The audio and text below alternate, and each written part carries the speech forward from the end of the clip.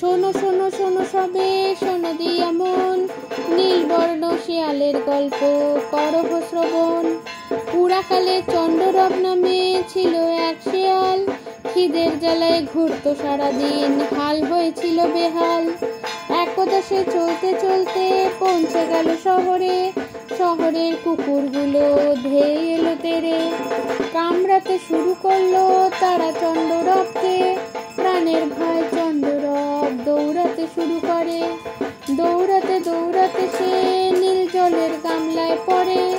যখন সে উঠে দাঁড়ায় তখন তার গা নীল বর্ণ, কুকুররা ভাবে অন্য জানোয়ার ছেড়ে দেয় তার জন্য। তাই আবার চন্দ্ররব জঙ্গলে ফিরে আসে, জঙ্গলের জানোয়াররা তাকে দেখে দূরে যেতে থাকে। সবাইকে পালাতে দেখে সে তাদের ডাকে, বলে তাকে ব্রহ্মা পাঠিয়েছে, ককদ্রম নাম দিয়েছে তাকে।